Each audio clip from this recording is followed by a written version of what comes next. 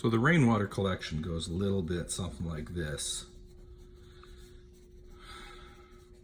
To estimate how much you'll harvest, you take the average annual rainfall,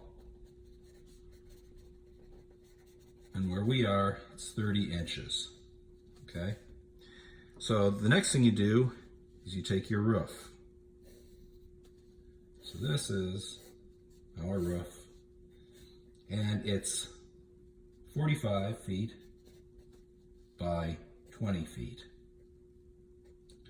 So that gives you 900 square feet. The next thing you do is 1 square foot equals 0.6 of a gallon per inch of rain. So we have 900 square feet times 0.6, that's our gallons, equals 540 gallons per inch of rain.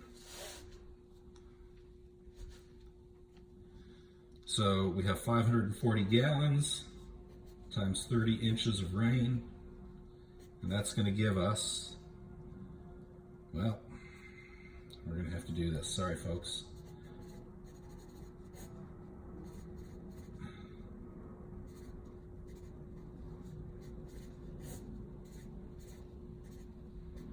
$16,200 gallons per year. So in an average year, that's pretty much what we can expect to harvest where we are. So these are IBC intermediate bulk containers. They're 275 gallons. You can buy them on Craigslist for about 75 bucks a pop.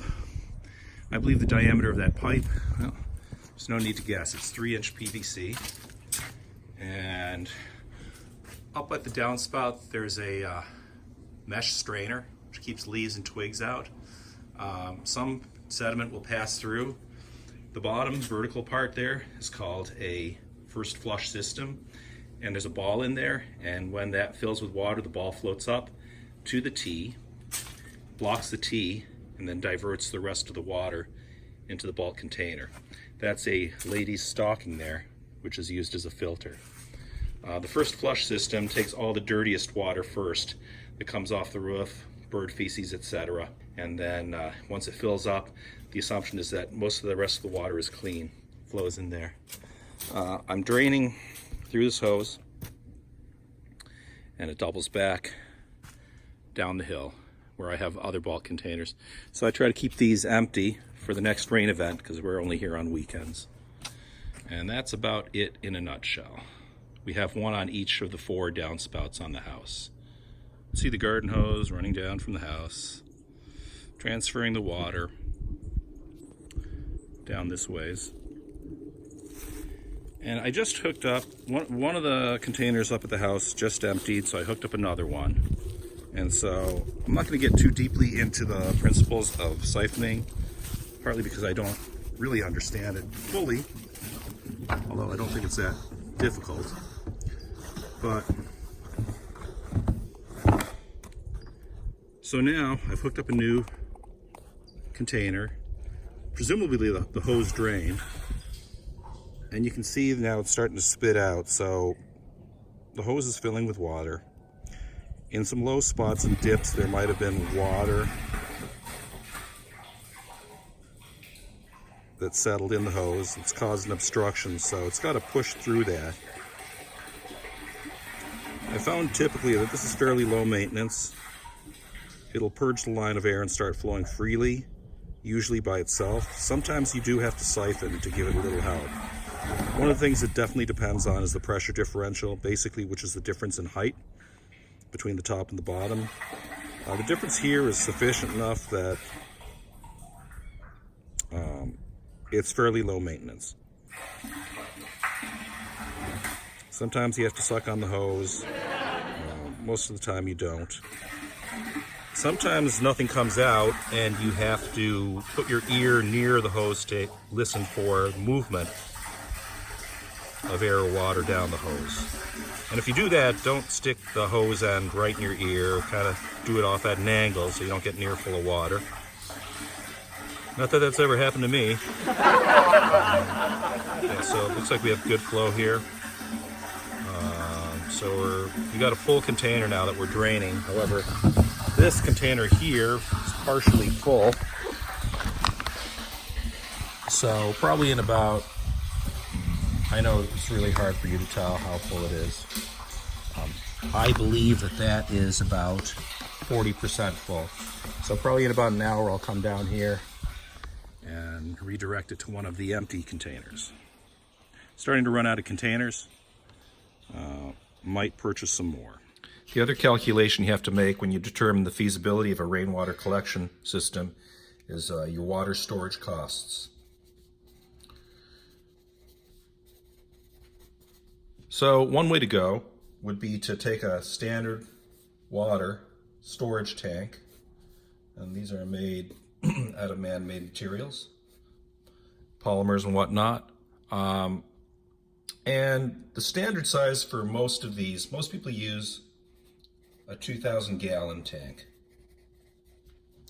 And the cost of these is about $1,000. When you can get them for less, but once you throw in the transportation, this sort of thing, shipping, so your cost comes to about 50 cents per gallon. And as you know, we have opted to go with IBCs.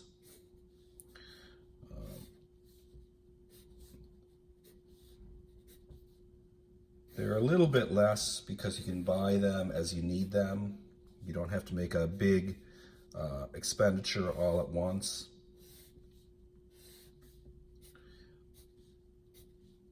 And they're somewhat handy to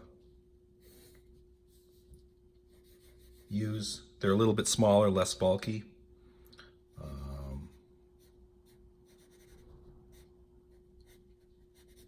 And these, as we talked about, 275 gallons. And around here, they're usually about $75 each. And so that comes out to a cost of, and I've done the math before, it's 3.66 gallons per dollar, or put differently, about 27 cents per gallon.